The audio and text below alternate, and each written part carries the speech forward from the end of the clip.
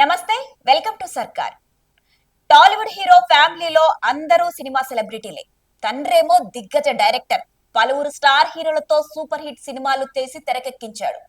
ఇక సోదరుడు డైరెక్టర్ గానే కాకుండా అభిరుచి గల నిర్మాతగా కూడా మంచి గుర్తింపు తెచ్చుకున్నాడు. ఇక ఇతని భార్య, మరదలు కూడా స్టార్ హీరోయిన్లే. అతను ఇప్పుడు టాలీవుడ్ లో ఫేమస్ యాక్టర్. తండ్రి పెద్ద డైరెక్టర్ అయినప్పటికీ స్వయం కృషితో నటుడిగా ఎదిగాడు. కెరియర్ ప్రారంభంలో చిన్నా చితకా పాత్రలు చేశాడు.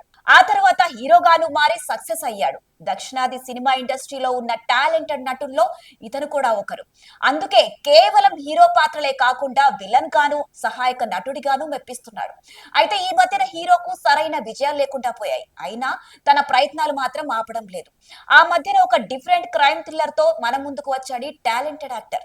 ఈ సినిమాకు విమర్శకుల ప్రశంసలు వచ్చినా కమర్షియల్ గా విజయం సాధించలేకపోయింది. దీంతో ఇప్పుడున్న ఒక పొలిటికల్ థ్రిల్లర్ వెబ్ సిరీస్ తో ఆడియన్స్ ను పలకరించాడు. ఇటీవలే ఓటీటీలోకి వచ్చిన ఈ సిరీస్ ఇప్పుడు రికార్డులు బద్దలు కొడుతోంది. దీంతో మరోసారి ఈ హీరో పేరు మారుమోగిపోతుంది.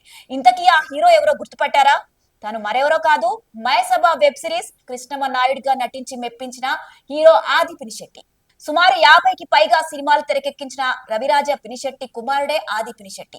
మెగాస్టార్ చిరంజీవితో యముడికి మొగుడు, మోహన్ బాబుతో పెదరాయుడు, వెంకటేష్ తో చంటి, రాజశేఖర్ తో మా అన్నయ్య వంటి ఇండస్ట్రీ హిట్ సినిమాలను తెరకెక్కించారు రవిరాజ పినిశెట్టి.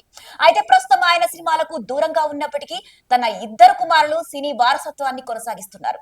ఆది పినిశెట్టి గురించి ప్రత్యేకంగా చెప్పనక్కర్లేదు. ఇక రెండో కుమారుడు సత్యప్రభాస్ కూడా మలుపు సినిమాతో డైరెక్టర్ గా మంచి పేరు తెచ్చుకున్నాడు. అలాగే కొన్ని సినిమాలకు నిర్మాతగా కూడా వ్యవహరించాడు. ఇక ఆది పినిశెట్టి భార్య నిక్కి గల్రాని కన్నడలో స్టార్ హీరోయిన్ గా ఓ వెలుగు వెలిగింది. తెలుగులోను మలుపు, కృష్ణాష్టమి తదితర సినిమాల్లోనూ నటించింది. ఇక నిక్కి సోదరి సంజన గ్రల్లాని కూడా తెలుగు ఆడియన్స్ కు సుపరిచితమే.